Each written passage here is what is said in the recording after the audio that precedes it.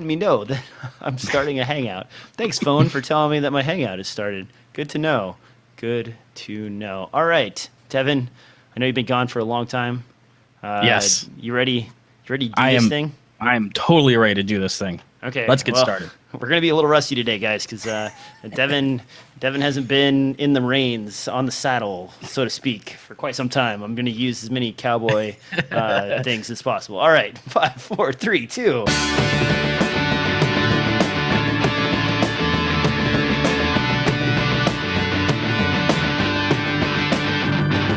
Hello and welcome back to Devin's Reunion Show, a DSLR Film New Podcast episode number 112. We've got a lot of different cameras to discuss. Surprise, surprise, more action cameras hitting the market. What the heck is wrong with these companies today? Just creating more and more stuff. But first, Devin, it's been what, like a month or more? Where have you been, man? What have you been up to? 2 weeks. This guy, Relax. It's people been 2 emailed me weeks. thinking you were dead, and now you're alive again. You're here on the show. What did Yes. you do? Like, from what I understand, you were at some sort of convention, hanging out for a week or two.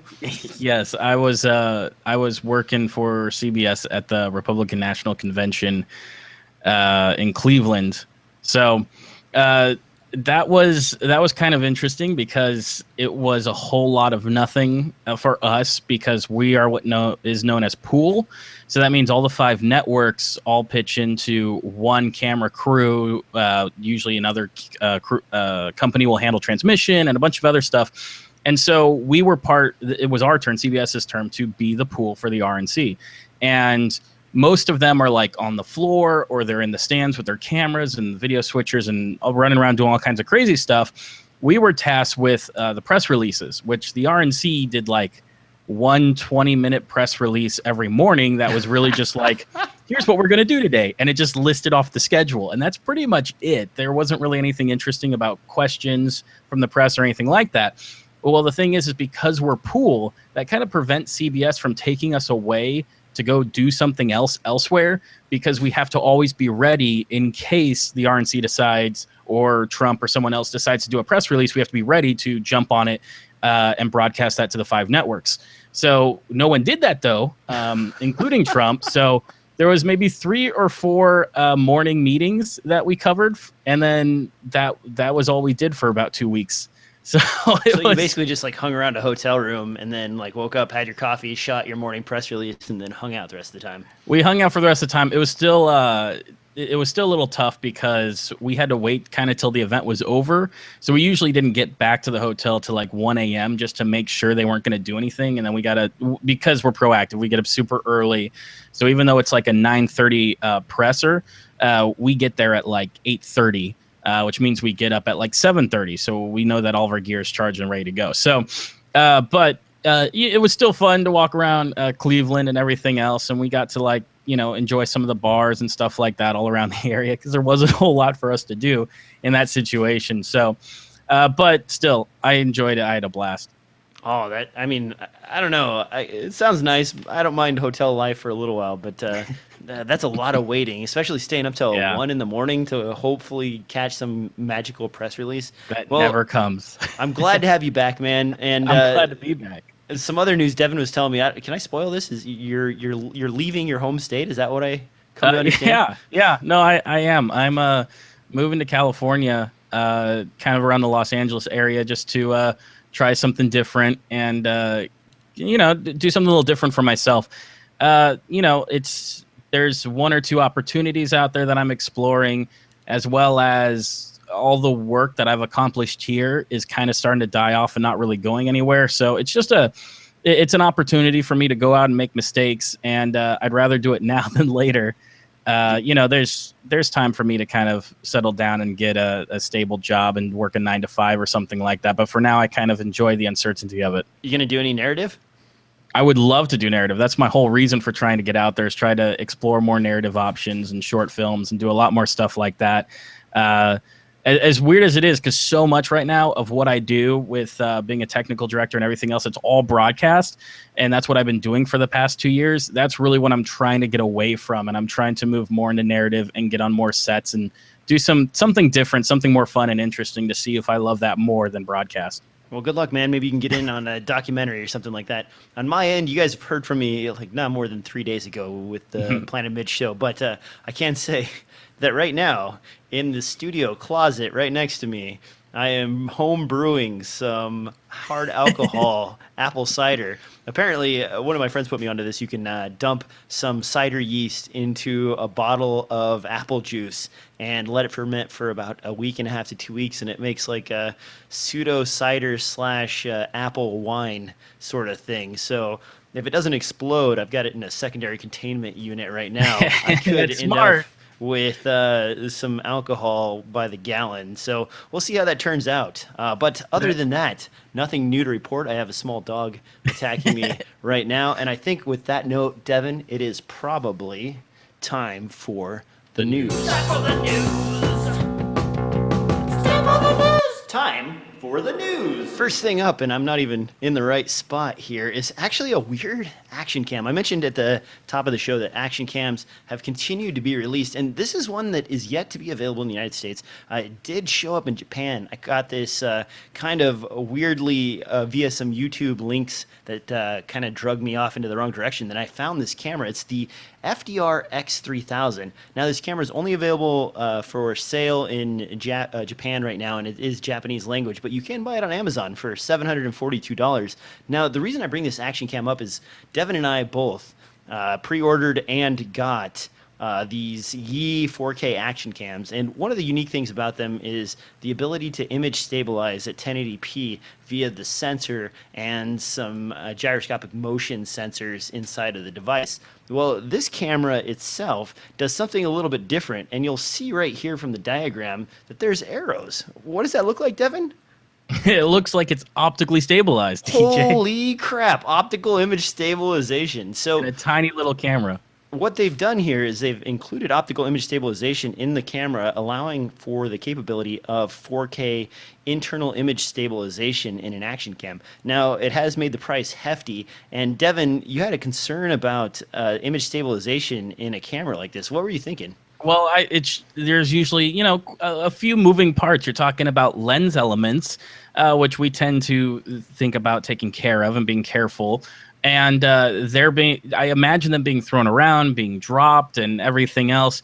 My GoPro goes through a lot of abuse because I throw it in situations where I don't trust a normal camera to survive. And so this being image stabilized just makes me think, I'm not saying that there's any evidence that it wouldn't be just as good as a GoPro in really rough environments, suffering a lot of trauma. But it's one of those that makes me think, like, I'm sure they thought about it, but is there kind of a limitation if you drop your camera from 2 stories? Is it going to break it? As opposed to something like a GoPro where, we get surprised how long those things survive. So interesting you should ask that question. I was going to we were talking about this before the show, so I was going to jump in and tell Devin why he was wrong, but instead I wanted to save it for the show. Of course. The sensor itself, a lot of times with these in-camera image stabilization systems, because the space is so small, they're not actually using a direct drive system, which means there's no attached bits or pieces to the sensor. Instead, they float the sensor, and they use magnets to move the sensor around to compensate for that. Now, that isn't always the case. There are some systems that do use really tiny little gyros and other bits to do that. But with that in mind, it's sort of in the lens itself, the element that they're moving around is sort of in an encaged area, and the magnets are trying to compensate by moving the sensor around as fast as possible to compensate for motion. So even if you were to just beat the tar out of this thing, your sensor would never fall your lens element would never fall so far out of grace as to stop the unit from working itself. Does that make any sense? No, that is making sense, because it's when we think of image stabilization on lenses and things like that, we think about motors whirling away and actually spinning and moving things. But you're right, with a situation like using magnets in order to compensate, technically it's a moving part because the sensor itself would be floating and moving, but then at the same time, it's not like a moving part where it's got gears that are going to grind together or possibly come out of alignment and things like that. So I think you're right. They probably have thought about it, and it probably is pretty stable. And I hope it would be pretty rugged considering the price of like $750, $740 for this. Yeah, if you really want to dig in deeper, there's some interesting stuff on Wikipedia about how they accomplish the in-camera image stabilization. So you might want to check that out if you really want to dive deep into the weeds. Now, basically, the reason I brought this camera into the lineup is because not only does it provide 4K, and Sony's kind of like flailed around a bit. I think with the FDR X1000 for quite some time, it did okay, but it wasn't really a top seller. But now they're up in the ante. They're up in the price tag on this substantially. The image stabilization is going to make this a lot more expensive. And if the Japanese price of $750-ish is to be believed, how do you think this will compete with like GoPro and some of these even lower price action cams like the Yi 4K action cam that you and I both purchased? Well, it's, and that's the thing is that it's where does it fit? Because we always think of action cams as more or less kind of disposable, or at least like a secondary camera. For some people, this would be the price of their primary camera. If they're to go out and get like a Canon Rebel or something like that, it's really hard to swallow that price, I think, for people who are in the market for an action camera. I think Sony thinks that making a premium camera that beats all other cameras is what's going to justify that price. But as we've seen with GoPro, if it doesn't like really change the game in terms of what it's doing, like going 4K or something like that, like we saw with the Session, if it's really not delivering on all fronts, people aren't really going to be able to take it at that price. And at the same time, besides the stabilization, I'm not sure what features this camera's offering that isn't offered in GoPro. And like you say, with that Yaoyi 4K camera, while it is significantly cheaper, and so many people have done quality tests of like, the video image quality and the battery life and everything else, what I think a lot of people fail to realize, though, is that it is less of a camera. Even if the quality of that $250 4K camera matches a GoPro Hero 4 Black, there are other things which people may not care about, but there are other things like there's no HDMI out, there's no way to get audio input, there's no way to change the relative focal length of, or degree of view, I guess, for how it takes pictures. And so there really isn't a whole lot of features. It does one thing, and that's kind of like record video, and that's it. And so that being considered, a lot of us may not care about that other stuff. But for me, I'm like, if I'm in a situation where I need to monitor this camera, I can't use the cheaper 4K camera. Or if I'm in a situation where I don't want a really wide shot, I can't use that camera.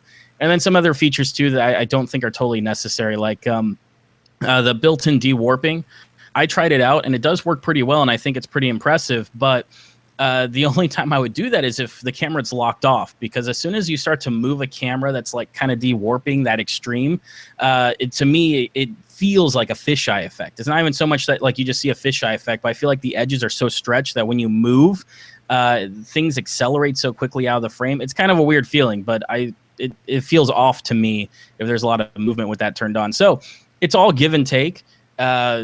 I know that I won't be buying a Sony 4K camera for that price. That's hard for me to justify for that one feature of image stabilization, especially considering how cheap the gimbals are that work with Hero cameras and everything else. I know it's bigger and bulkier, but kind of like you consider pricing and everything else, it's hard to justify.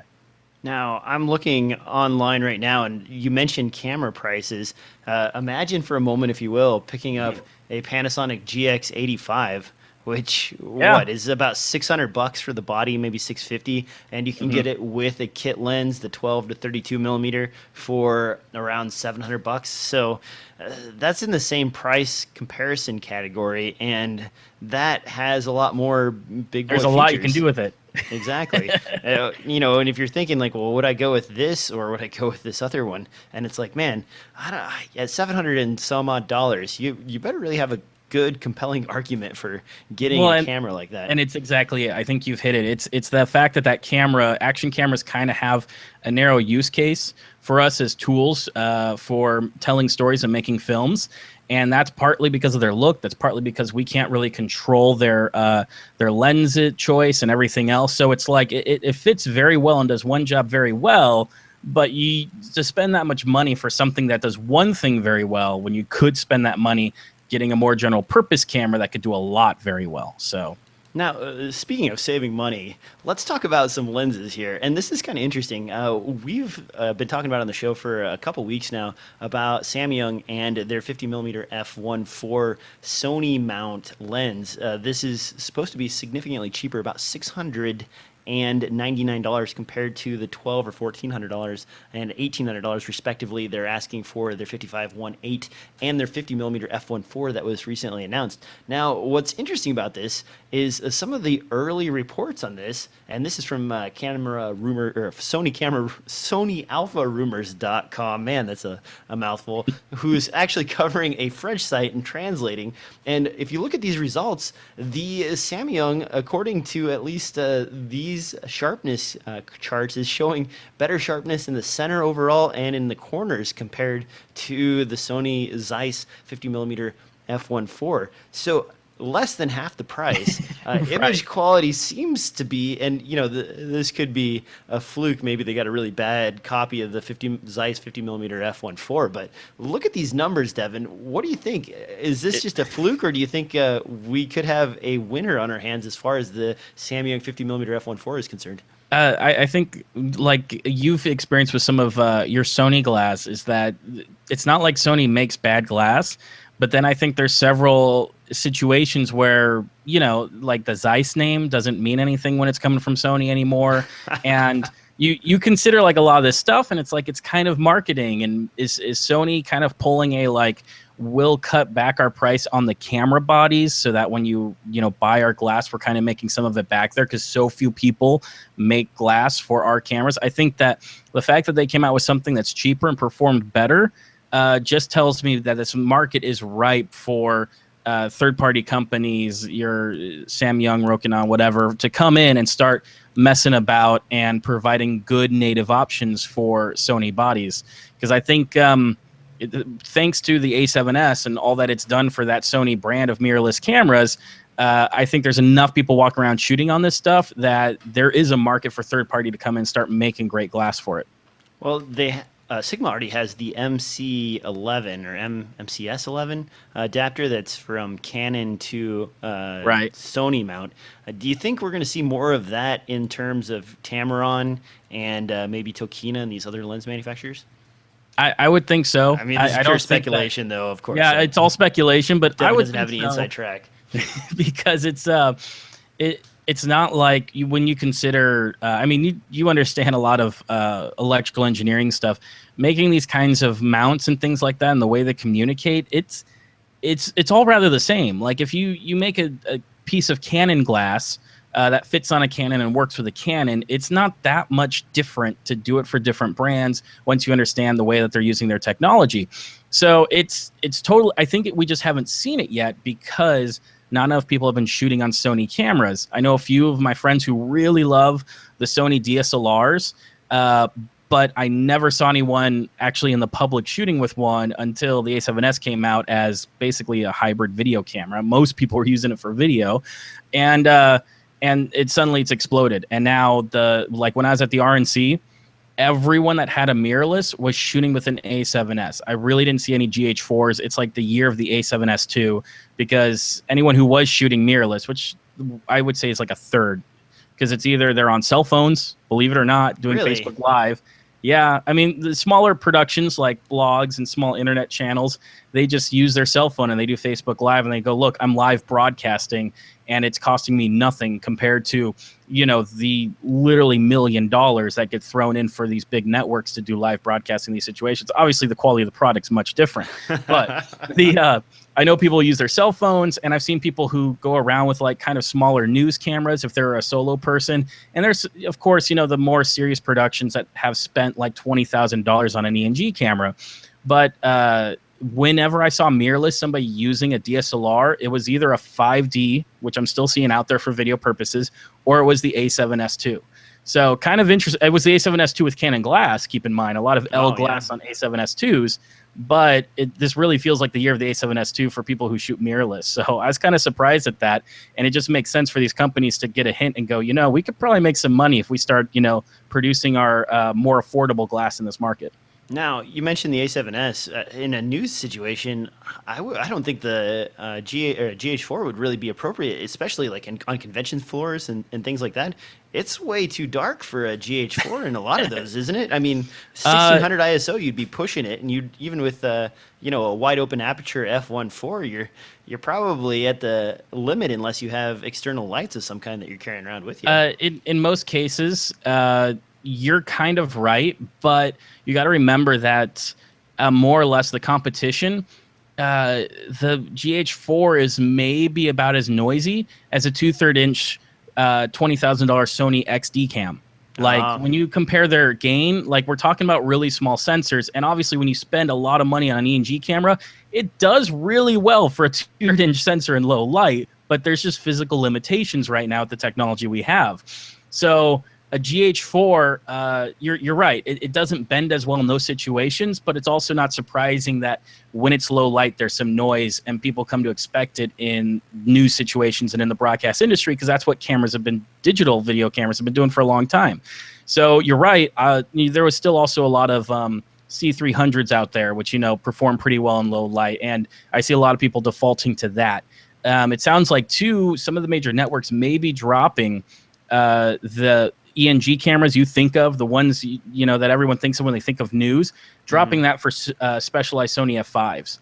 So because they want to, the Sony F5 can use the ENG lens and act like a 2/3 inch sensor, and then they can throw Canon glass on there and do some shallow depth of field and do something that's more cinematic, which it looks like news is trying to find a way to become more visually interesting, to bring in more viewership. So right now they're kind of moving in that market too. And so when you look at that, it's like, the bloggers and everyone running around with A7Ss, maybe they're onto something with having a full frame sensor and, good low light performance and everything else, because even the broadcasters are kind of moving away from that tiny sensor factor. So, well, even if you're filming by yourself, I would say the A7S Mark II's autofocus in video mode, and if you just turn on face detect, it's surprising how good a single talking head can do standing in front of the camera without any control of the camera other than stop recording.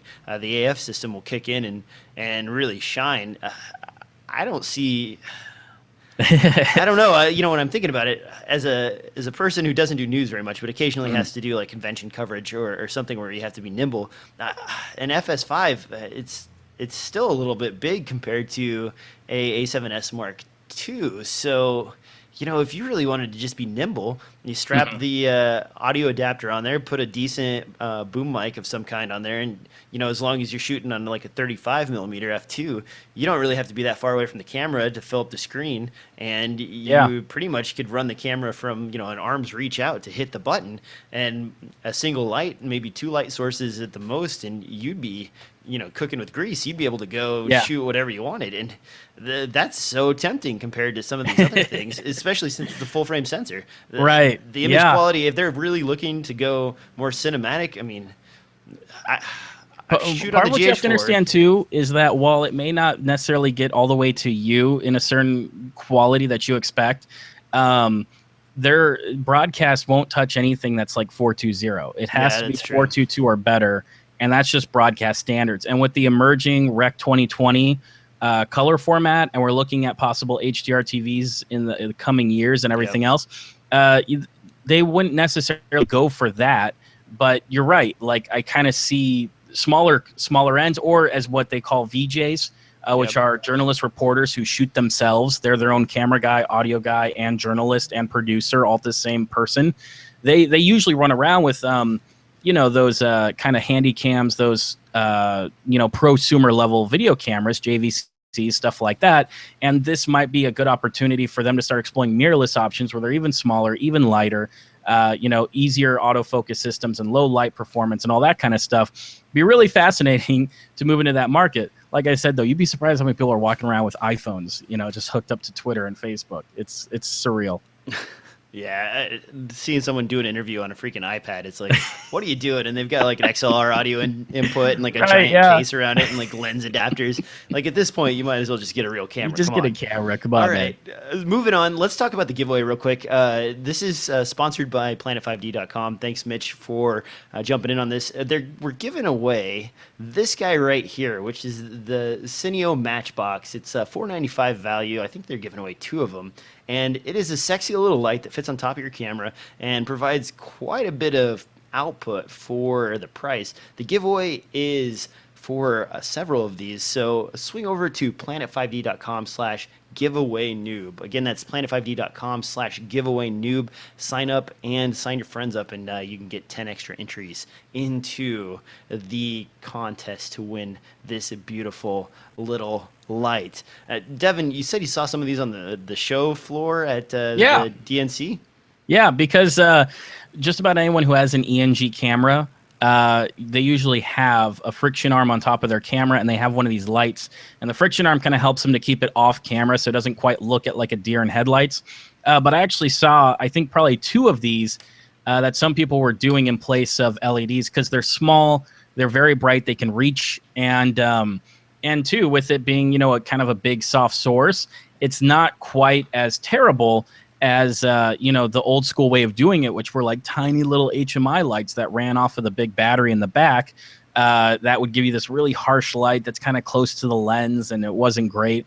So a lot of them switched over to LED lights years ago, and I see some of the people now kind of choosing better LED lights instead of just whatever's cheap. And I think this is one of those, definitely those better LED lights. One of the ones I've been using, and I ended up buying a set of 3 of these, are these flapjacks from, I think Photo Diox makes these, and I love these regular lights, the ones that Devin actually recommended to me, and I'm using one right now. These like plasticky,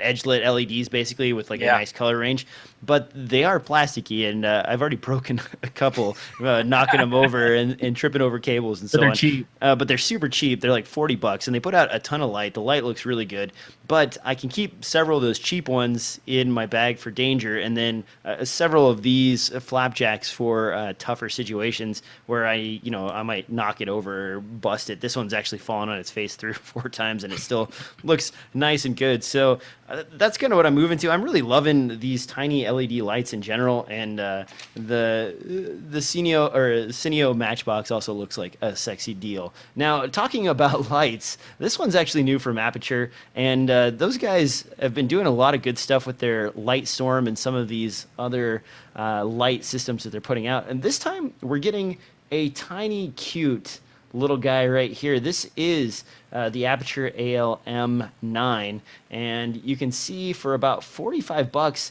this is very similar to some of the tiny lights that you get from iCan and a few of the other manufacturers. It comes with a variable type stand. It is rechargeable internal battery and 95% or 95 CRI, so very decent there. What do you think about these tiny lights, Devin? You just mentioned that other one. What about going even smaller to like the baby lights? Do you have any of those in your collection? I do. I have I have an iCan. I think they call it like a micro flood or mini flood or something like that, which is about the same size as this camera, or this light, with an internal battery that lasts maybe an hour.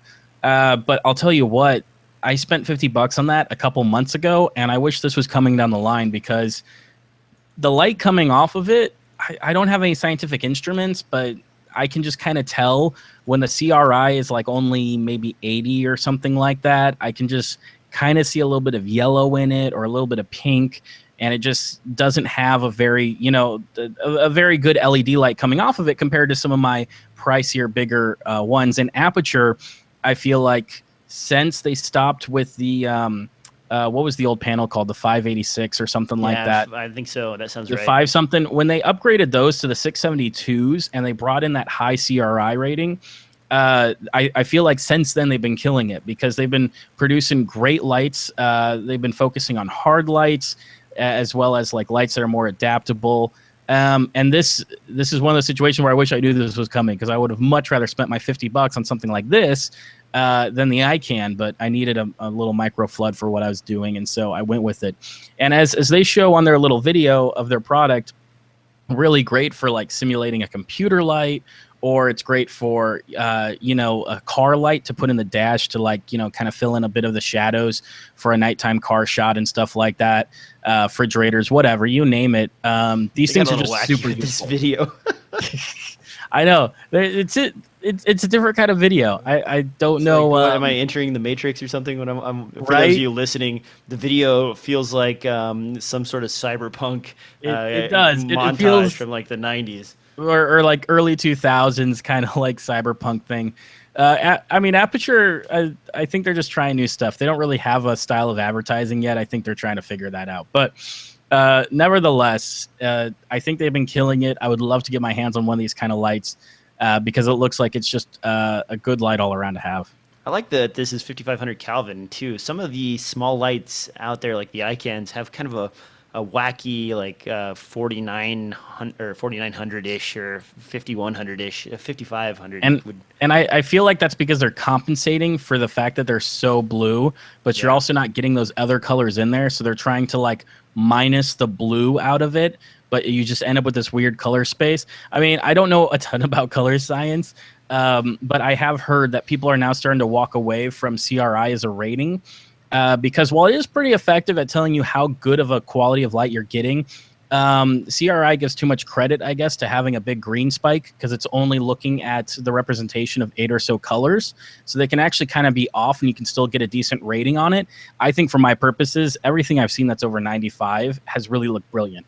But I'm not a colorist, so I can't say that it's perfection. So I think the one that some people are looking at is called TLCI or something like that, some kind of television standard from Canada maybe. But they that's where I guess they sample like 24 colors to figure out what kind of quality of light it has. And so some LED lights I've seen, I start reporting that number as their color rendering index instead of the traditional CRI. Just a note for you, something I was looking into this week that I found interesting. Yeah, I'll have to check that out. That's a really interesting subject. I want to tell you, though, this iCan light that I'm using right now, after about 2 weeks of using these, you can see in my face there's a slight green cast, and I haven't been able to compensate for that no matter what I do. I'm not really sure what the story is on that, but these iCan lights, they shifted a little bit on me, and now the color is just a little bit off. Like, I don't know if it's CRI or what's going on, but and it only took a little while for them to sort of shift to a little bit of a greenish color. I'm probably going to end up buying a couple of dedicated of these iPad 155 panels and putting those around my office so that when we do the show, I can just have those like hanging off the wall or something. It's a little bit easier. And get some Aputures, man. They're so small and so light, you can mount them anywhere. That's what's kind of brilliant about it. And they're USB powered too, which is actually pretty handy. That was part that I liked about the iCans is you can actually charge them and they will do about an hour and a half by themselves. Plus, you just have to have a USB hub laying around and you can power them up that way. The only issue with that is long USB cables. Like, how often do you really need all your lights clustered within like a 3-foot radius? Like, that's not very conducive. I usually need lights like here and there and whatever. And so then I end up running these like little wall warts if I'm traveling, and then someone inevitably trips over it and the light weighs so little that it just flies off of the thing and smashes against the wall. I mean, for me personally, I went because of the USB option too, and the reason for that was for when I'm shoulder mounting my rig for documentary or news work.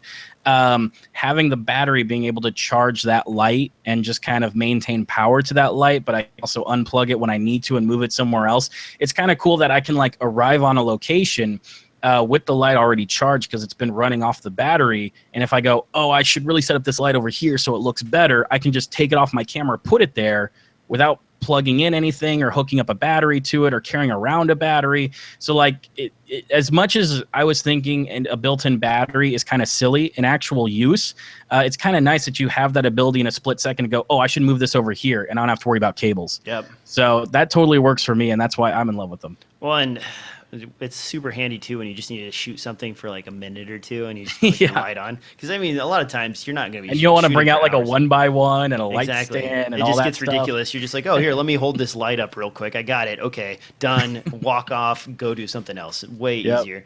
All right. Speaking of small stuff, this one you threw in the show notes, and it's a little bit interesting, a little bit weird. This is kind of a subject that's come and gone many times. We've all seen things like the Camera Ranger and many of these other USB adapters for Canon and Nikon cameras that allow you to control your camera remotely via a cell phone. Now, a lot of camera manufacturers are actually just adding this as a Wi-Fi feature for the cameras. Canon and Nikon, of course, still don't have all of that settled, and you can't do video control of the Canon cameras. So this one is what, $85, Devin? And it is basically the same as the rest of these wireless controllers, except that, it's super tiny and has a good control system for an app?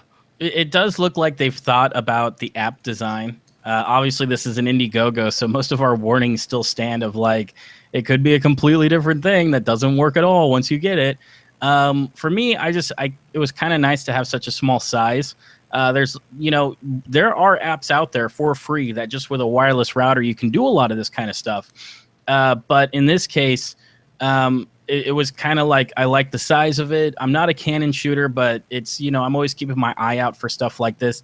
And it just looked like they really thought about the app. The app looks kind of like a professional app you would expect for something like Canon or Panasonic. And, who knows how well it'll actually work in the field once the product's released. But it was one of those things where I was like, oh, it even has control for OS X and Windows, which a lot of these little boxes I've seen, they kind of have support. It's like maybe through a website or something like that. So it was just one of those things I go, oh, I could kind of see this being in like a studio environment. You can hook it up to your MacBook or, your Windows Surface tablet or something like that. It was just kind of a cool concept, and it looked like they kind of really thought it out. But once again, are they late to the game? Like, I feel like this market has kind of been saturated, though they do boast having like tons of support for Canon and Nikon if you're a Nikon shooter. So.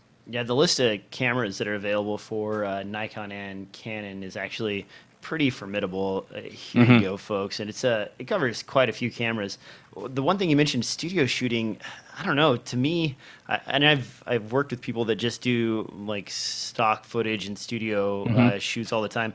A lot of times, you know what they use? They actually use Canon's native software running on Windows. They just plug run in they just run a tethered USB cable over to it, and that's it. It's pretty simple, really easy, and then their camera is already set up for light controls, and they have fixed light positions and so on, so that if you're just doing a standard headshot or a photo shot for a newspaper, you don't do really like a lot of creative different things. You just kind of churn them out one after the other, and it makes it really simple to remote control. Look at your image, download your image, check it out, and say, all right, get out of here, folks. I'm done with you for today. In that case, the tethered option is the cheapest option if you're not moving around too much. But it was something cool that if I had Canon cameras again, because I got rid of all mine, but if I still had them, it'd be something I'd be interested in. So.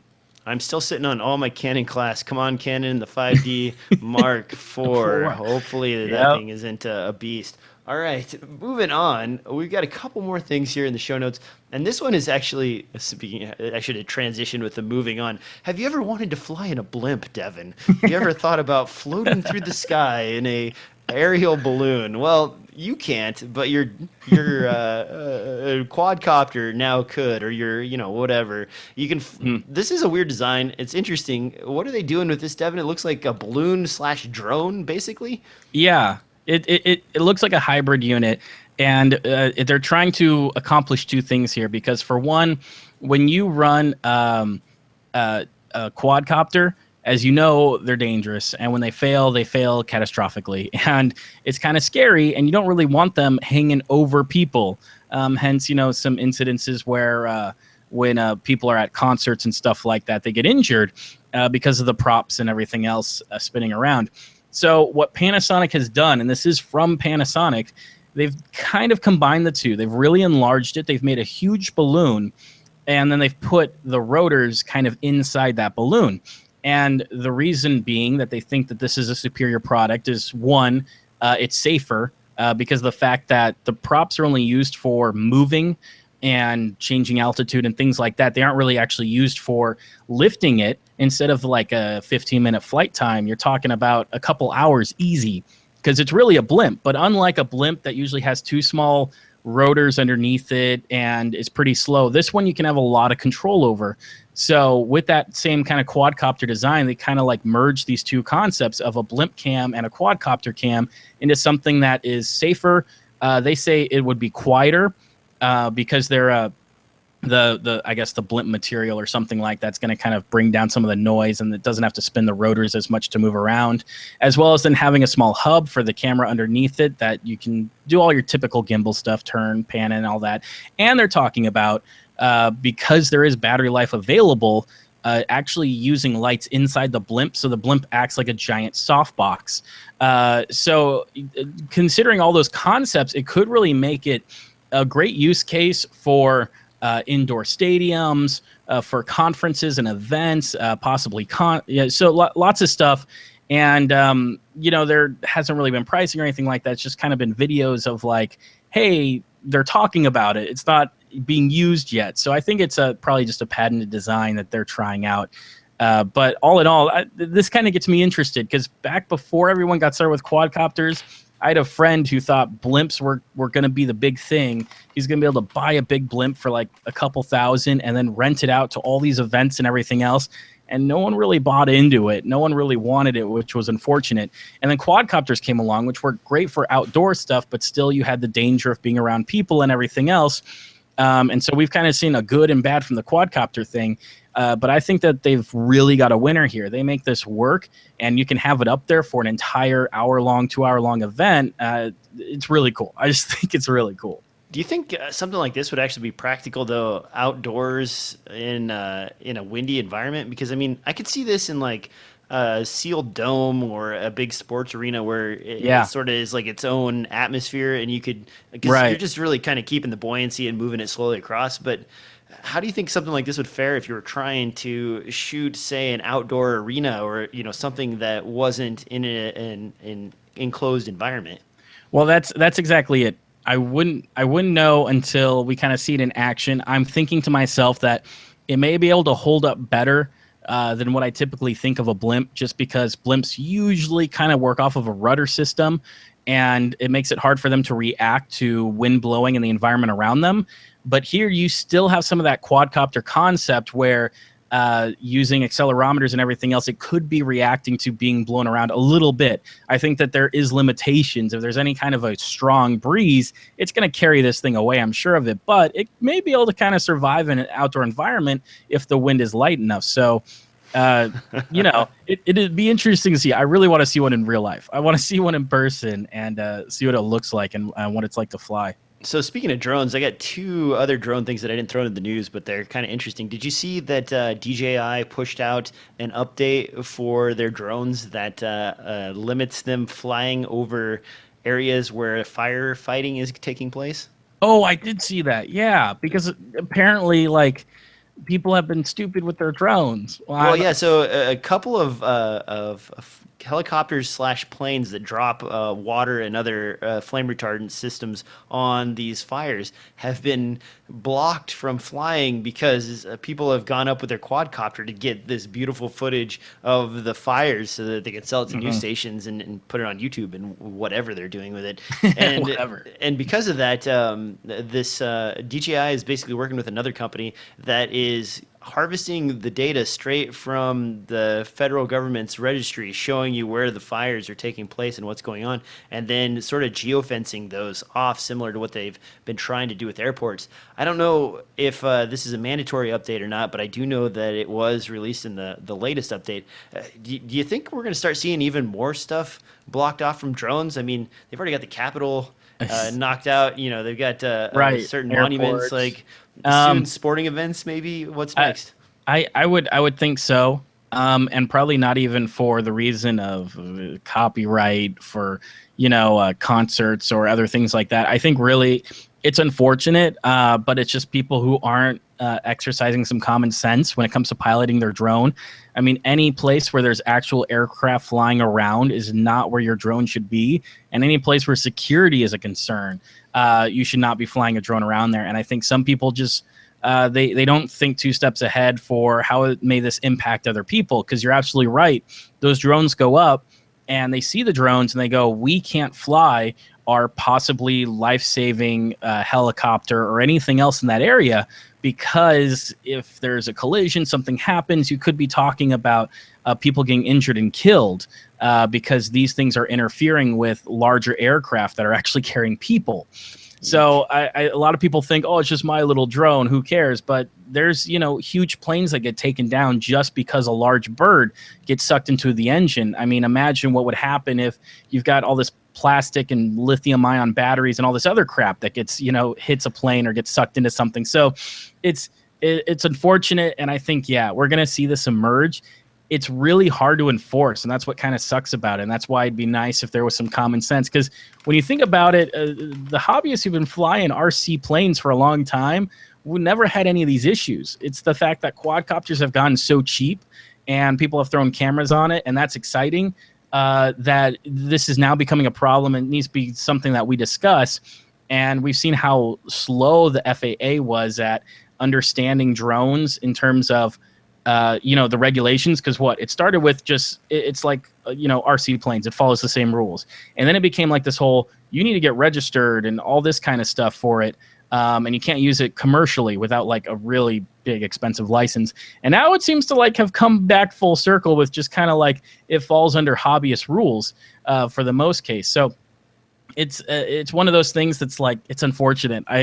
But it's going to happen. People are going to be stupid with their equipment, and the only way that you can kind of stop it is with regulation. Someone's going to dive bomb a crowd at some point. Now, one of the other things, and I like the blimp idea, but what I think might actually beat out the blimp idea, and I'm pretty sure you and I saw this in action. Oh, yeah. These tethered drones. Now, maybe this one obviously is only meant for a small GoPro, but imagine a tethered drone with an umbilical cord that could also power up the electronics and the motors on the unit. Mm-hmm. And you could fly it out over the crowd, keep it going indefinitely thanks to the power source that you're using, and get a little more control out of it. So if there is high winds or something like that, you could maintain your position a little bit better than a blimp.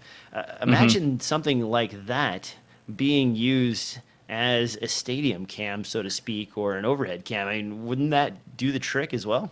And I think that could work really well under the concept of if the tether, where the tether is placed, is smart. Say like you have a really southbound wind, a really heavy wind. If you tether northbound, then the quadcopter really only has to worry about maintaining altitude. It doesn't have to worry about fighting that wind, because that tether is going to hold it and kind of prevent it from going any further.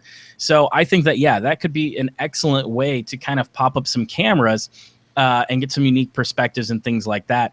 And you're right, besides that one company, I haven't seen anyone else really touch tethered quadcopters, which I think, like, in terms of ease of use and everything else, I just expect there should be more people interested in this area, because from what I saw, it was way easier to fly than even the newest DJI Phantoms that have all their ultrasonic equipment and all that kind of stuff. That DJI booth at the drone pavilion. It was impressive. It was pretty impressive, like being able to use image recognition software to recognize the ground location and move back to a spot based on, wow, that was cool stuff. All right, speaking of other cool stuff, and this is another one I'm going to throw at you, Devin, because you threw this in the show notes. Have you ever imagined being a muscle builder and then you maybe taking that gym on the road? Let's say maybe you wanted to, carry around your giant film camera in what looks to be like some sort of exoskeleton. This is an image stabilization system for not the rest of us, but for really big cameras. Devin, what's so special about this thing? Well, it's kind of fascinating, right? Because really this system only has one gimbal in it, but you're kind of getting results of a 3-axis gimbal. We've seen tons of this stuff before. We've kind of seen these exoskeleton suits. What makes this one special is that this is probably the first one that brags about the fact that it can carry well, as they call it, maybe a little pretentiously, an actual camera. They're talking about film cameras. Now, keep in mind that they've picked the right camera for this job because, as you notice, they put the reels in the back, and the reels are vertical, as opposed to ones where the reels may be at a slant or maybe like more in front of the camera, because as the reel rolls, it's actually going to adjust the weight of that camera left and right, and it's going to screw with your balance. Here, really the only gimbal they have is a roll. And so it just makes sure that the camera maintains level. It's these big hydraulics, I think, spring, whatever they got in the back, that's doing most of the heavy lifting and holding the camera up. But kind of in being that it's lifted up, it's kind of a combination of both a mechanical steady arm, more or less, as well as gimbal technology. And the results are super impressive. This stuff is super expensive, though. The gimbal to control the roll on something that heavy, this company charges $6,000 to $7,000 just for that one gimbal alone. And then I have no idea what this suit costs with all this stuff. This is part of this is just me, kind of really fascinated with the lengths people go for kind of these mobile stabilized things. They show a shot that's like 10 minutes long. Doesn't look like the guy gets tired at all because it's doing most of the heavy lifting, most of the weight's on his hips. But that guy looks like a beefcake, though, man. I mean, he's way built stronger than me. I'm not going to be able to pull that off.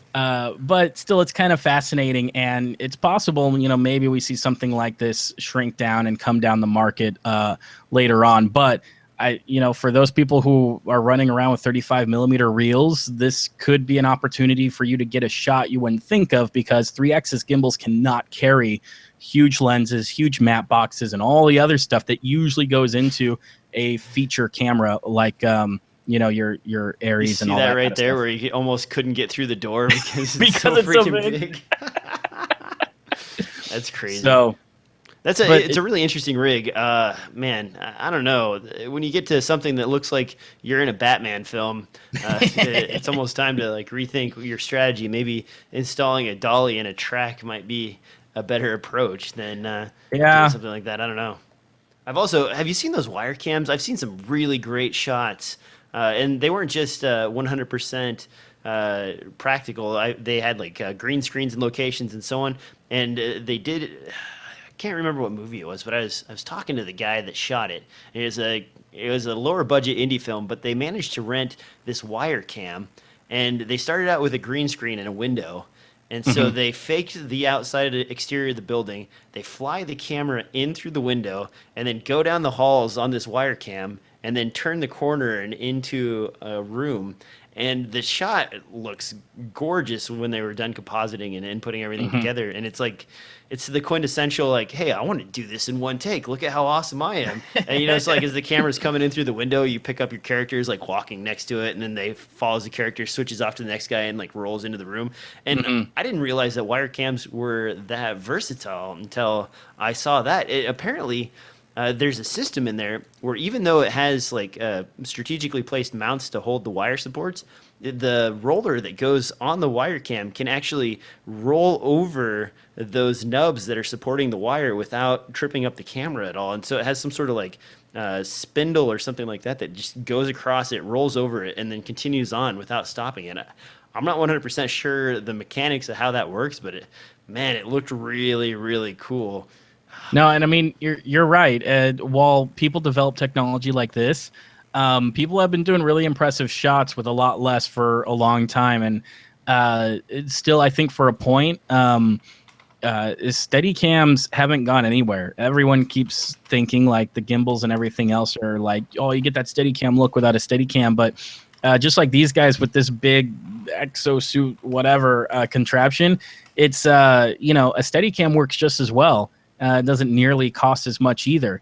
And you can put half gimbal systems on top of a Steadicam too. There's lots of options. So I guess it's supposed to make it kind of easier to operate and easier to maneuver. But I think it's fascinating, and I think it's all about the right tool for the right job, because there's going to be some situations where this works way better if you're changing altitude a lot, where something like a Steadicam, you have to have a more complicated system in order to go from a high shot to a low shot in the same cut. So.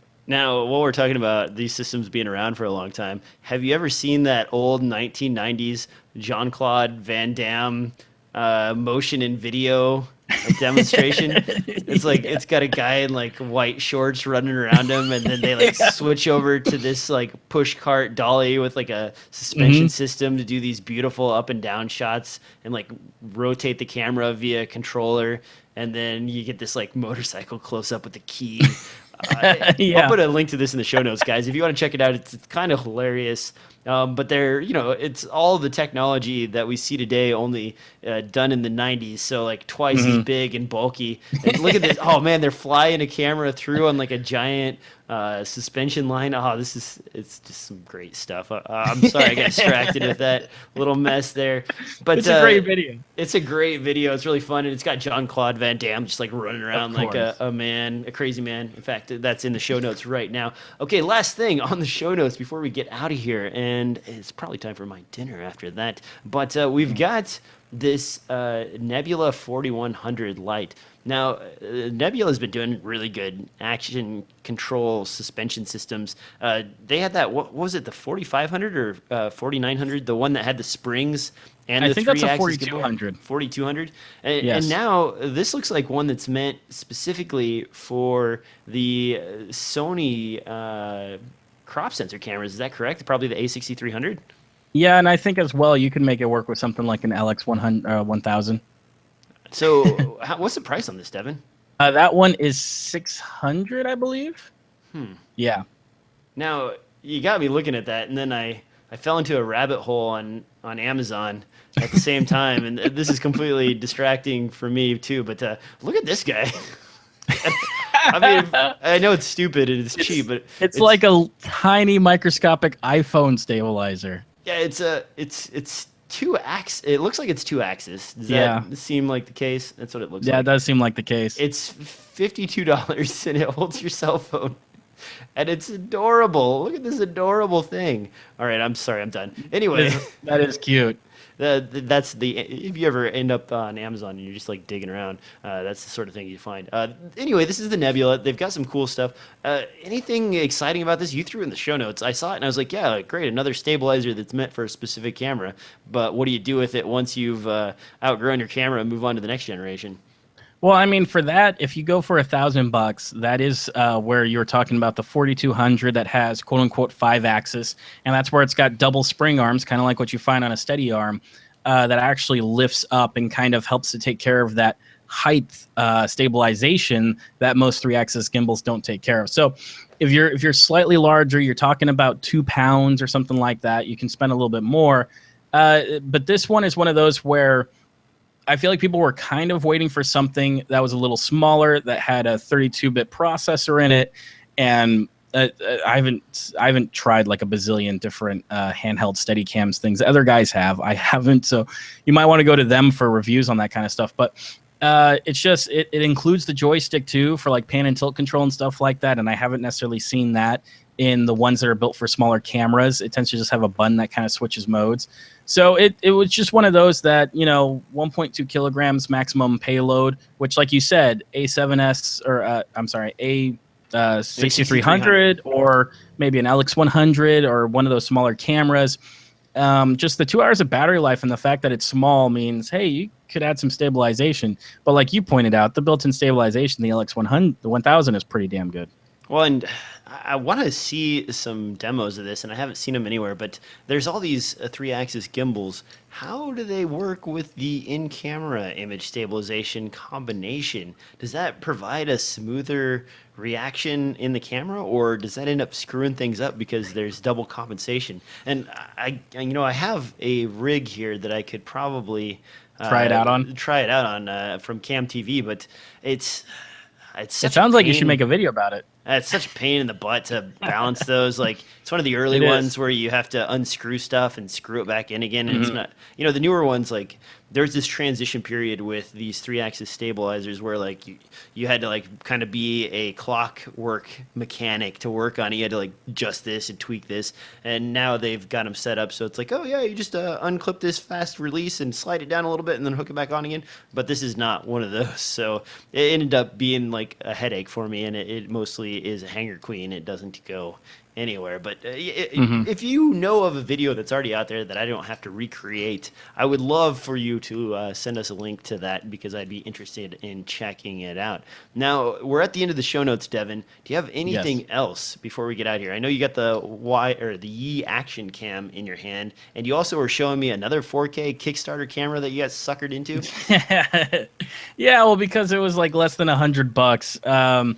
I apologize for those that are listening to the podcast, but if I can get the reflection right, this camera here has a 4K logo, which, as everyone knows, 4K means 4K video. No, this means 4K photos is what this means. This guy only shoots at 1080p. That's it. Almost no other kind of features on this camera besides the fact that they're mostly working off the fact it's magnetic. You can magnetically add batteries to it, and they had a screen that they sold with it too. For me, it was kind of like, I think it was $80 as like an early buy-in, and I was like, oh, I could kind of set this as a throwaway camera, or, you know, something I throw in the bottom of my bag that, you know, may come in handy later, or something where I go, I really want that shot, but I know the camera's going to get destroyed.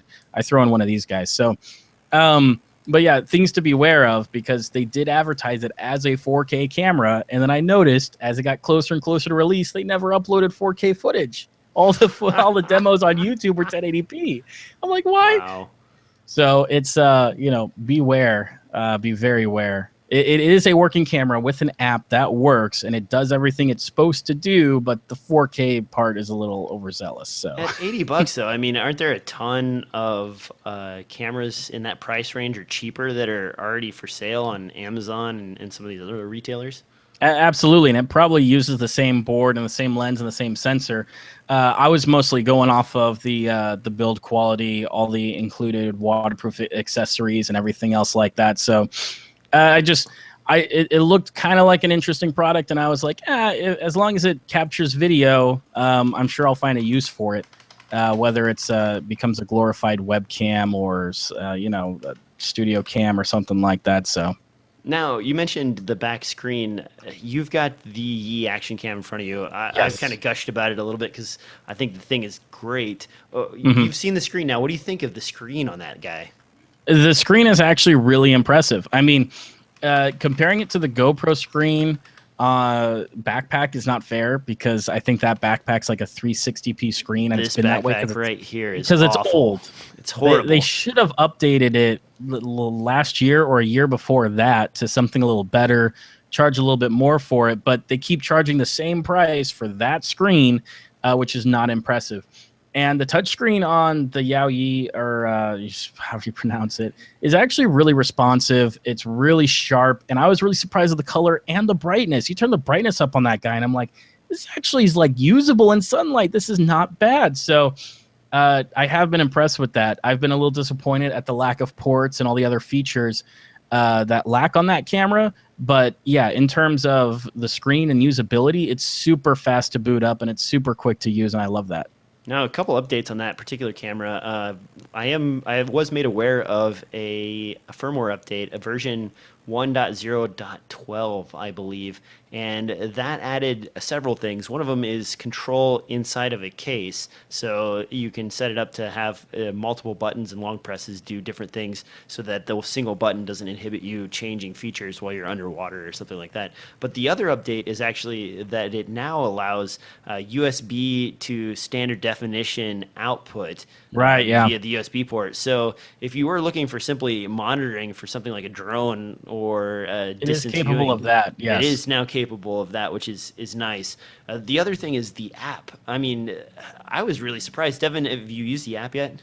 Yes, I have used the app. It's freaking responsive.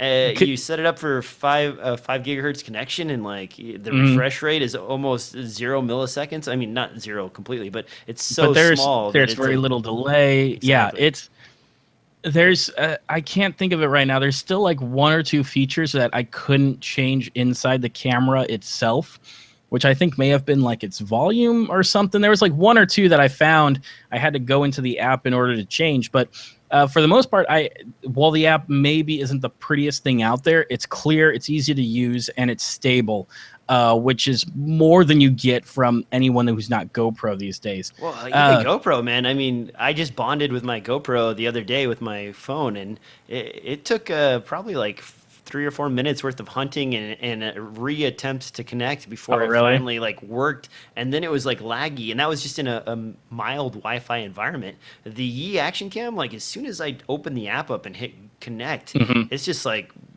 that 5 gigahertz makes a big difference. That 5 gigahertz makes a huge difference, I think, in that situation.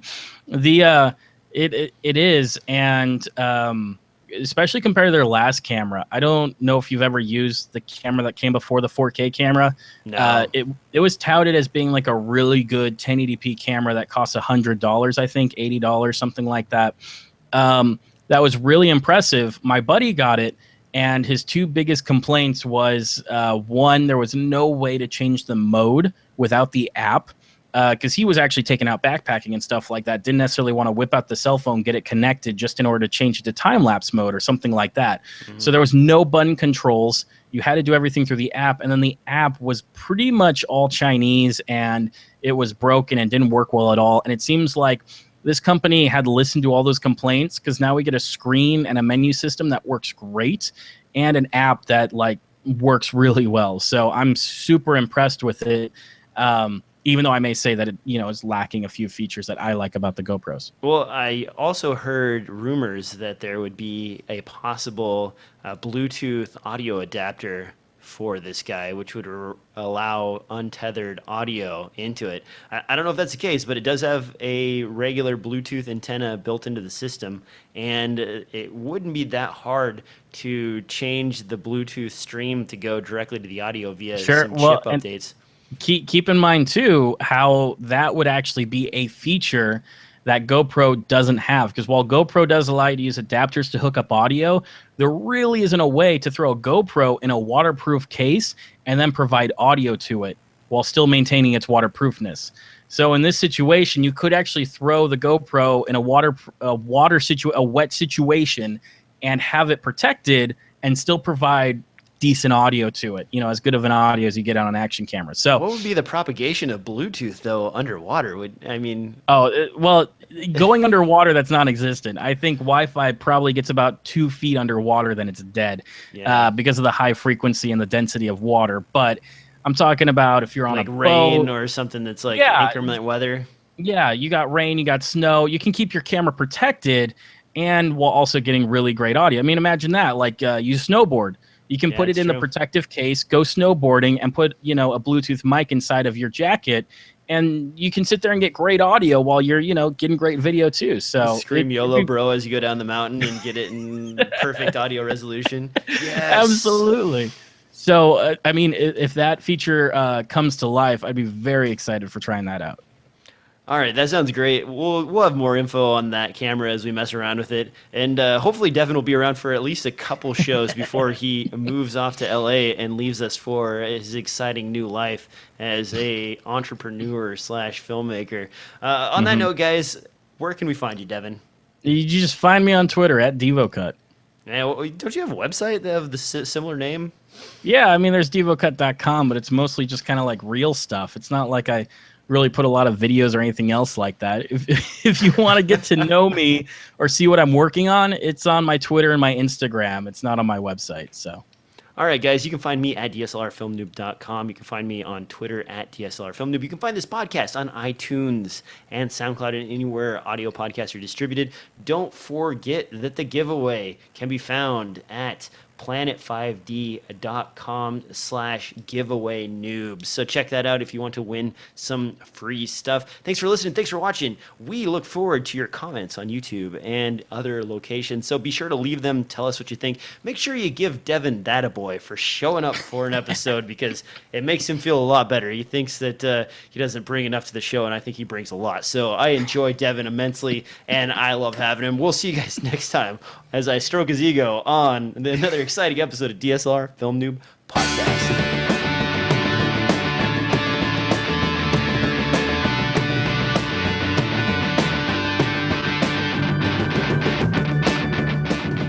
Holy crap, it's getting warm in here. Look at my shiny face. Well, I'm shiny too, man. It's hot around here too. Devon's actually, it's hotter out there, but it's I think it's 85, 86 today. It might have hit 90 today here in Portland. So I've got the air conditioners running, but I actually shut it off to do the podcast and with the lights and this computer system in here. This room is skyrocketed in temperature quite quickly, so I'm probably sitting closer to 95. I actually had to take my glasses off because they were fogging up. So if you saw me squinting at the screen, it was because my lack of reading ability, thanks to the lack of eyesight. All right. On that note, we're at the end of the show. Devin, you have anything else before we get out of here? No. Have a great week, everybody. All right. We'll see you next time. Bye.